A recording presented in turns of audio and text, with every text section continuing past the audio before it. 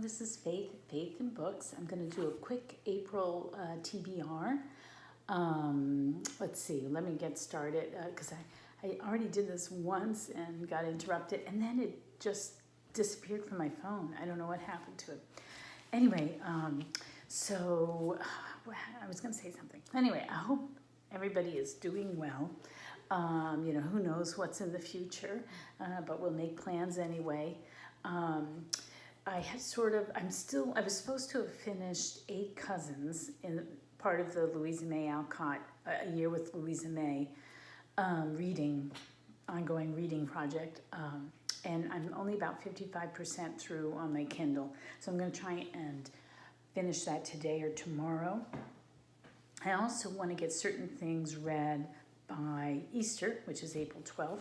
This was my Lenten reading, What Jesus Saw from the Cross by A.G. Sertillanges, Dominican priest who lived in the Holy Land. Beautiful book. I have not been consistent in reading it, especially the last couple of weeks. Things have been so disconcerting. My focus is off. I've been doing more online stuff, watching online masses and stuff like that. I'm up to page 130 and it goes to 240. So I'm going to try and really focus on this, reading this and getting it done by Easter. My son and I are still working our way through Isaiah. We got up this morning and read through chapter 43. So we have some more to go, and we're going to just try and do 2 chapters a day. And then whatever's left over, I have to do the math, just during the Triduum, which is Holy Thursday, Good Friday, and Holy Saturday, we will try to just finish up whatever we have left. So that's what we're going to do. We're enjoying that a lot. We've been inconsistent, though. He got furloughed, so his schedule has just been topsy-turvy now, simply because he doesn't have that regular routine. So he's like sleeping in some days, getting up early other days. Everything's just discombobulated. So that's what I'm going to focus on till Easter. And then after Easter, Patrice Jones and I are going to, and she invited me to do a buddy read. And so I'm excited about that. I've never done that before. And we're going to read Pilgrim's Progress together. I've never read it. This is an old copy that I found on my shelf. I have no idea how I acquired it. Was it my parents? I don't know. Anyway, I've never read it. I'm a little bit nervous. Ooh, it's old. But look at that tiny print, and it's on yellowed paper because it's so old. So I'm a little nervous about how much a strain that's going to be on my eyes. But still, this is the copy I've got, so I'm going to try it. So we're going to read that, and then hopefully, God willing, and the creek don't rise, as my father used to always say, we will read The Pilgrim's Regress by C.S. Lewis afterwards. So I've always wanted to do that. I somehow acquired this years and years ago. I have no idea how. And I don't know why I would have bought it because I've never read Pilgrim's Progress. Anyway, it's sort of his response. So they make a nice pairing. So hopefully Patrice and I will be reading that together. And I'm looking forward to that. That'll be really interesting. And then the other couple of books I want to read is the Louisa May Alcott book for April is Rose in Bloom, which is the sequel to 8 Cousins. So I'm going to read that probably at the end of the month. And then this was the month that I was going to, hopefully, God willing, I will celebrate my 60th birthday. And that's Easter Monday. And I was going to go up to Boston to meet my new granddaughter, who's due April 10th. And, right in the middle of the coronavirus surge, there's nothing I can do but pray. The governor issued an executive order. We're all in lockdown now. They can't have anybody up there anyway. So I'm just praying for them and hoping for the best. And, that just is going to be what it's going to be. I've been really worried about it, but then I was reading in 8 Cousins where the maid girl, Phoebe, says something about not borrowing trouble. And I thought, that's what I'm doing. I'm borrowing trouble. So I'm just going to pray and hope for the best. And I know they're very sensible people, and hopefully all will go well. So, anyway, sadly we're not going up to Boston, and I was also going to go visit Louisa May Alcott's house in Concord. Oh, there you go. And also Nathaniel Hawthorne's house.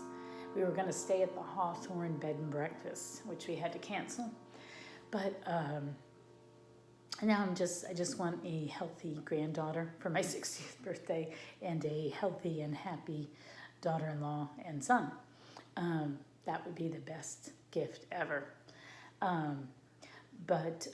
So in April I wanted to read Nathaniel Hawthorne, because I'm trying to read all his works, and I have not read The Marble Faun. So I downloaded that on my Kindle, and that's another book that I may attempt in April. We'll see. I'm more committed to finishing up these books and reading Pilgrim's Progress and Pilgrim's Regress, and continuing the Louisa May Alcott year. But if I have time, The Marble Faun is on the agenda. I downloaded it for free on my Kindle. And I'm also still reading Eagle Against the Sun, about the Pacific War during World War II. And I haven't read that in a few days, so I better get back to that, because if I wait too long, I forget what's going on. So I need to get back to reading that one. So hopefully I'll keep pecking away at that in April. So that's my lineup. And the last thing is, I've started to use this particular curriculum to keep up my Latin. So I took the National Latin exam when did I take it? Right at the beginning of March. And I gave myself a couple of weeks of not dealing with Latin, but I'm afraid I'm going to lose what I've learned. I really was studying pretty intensively, could have been more intensive about it, but I was studying pretty intensively, and I don't want to lose it. And, I'm getting older, and I don't have as many brain cells, so I don't retain stuff so well. So I do need to keep working away at it, and I didn't know how I was going to do that, because, I haven't been following a particular curriculum, and I'm all over the place in what I know grammar-wise and vocabulary and that sort of thing. So I was looking through my vast collection of Latin resources that I did a video on, and if I knew how to link, I would put a link up in the corner there. I came across this one that I must have bought years ago, and it's perfect. It's perfect. It's Old Testament translation course, and it gives you, I'll show you the first one that I've done. So it gives you the Old Testament, a passage from the Old Testament in the Vulgate, and it might be modified a little bit, and then you get the gloss, you get all the vocabulary, and then you have exercises. So I'm just sort of going through and doing the exercises, and I'm just going to pick this up. I'm not going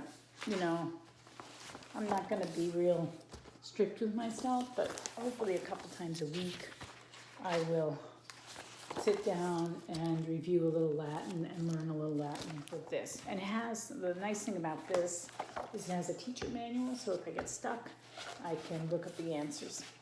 So this is really good. It's from Memoria Press. Here we go. Which is a homeschool. They have a day school. It's a classical Christian academy, and then they also produce books for homeschoolers. I must have bought this years ago, and I just dug it out. So, but it's perfect for what I need right now in my situation. So anyway, so that is what I'm going to be doing. Oh, and this is my new meditation book. As soon as I finish the What Jesus Saw from the Cross, this will be my new meditation book. And I think that's it. So anyway, who knows what April will hold. We just have to keep on keeping on. I will do an unexpectedly homeschooling video this evening, I think. And I'll just have simple ideas for occupying kids and sort of, making them open to learning. And it's funny because I'm kind of losing subscribers. So when I first did homeschooling videos, my subscribers went up. But lately, since I've been doing the unexpectedly homeschooling, they've gone down. So my numbers have decreased. So, you know, and it's not that important to me. I mean, I'm happy with just like 3 subscribers. But I'm just wondering what's going on. And I'm wondering, should I have 2 different channels? Maybe you just can't blend these 2 things very well. I don't know.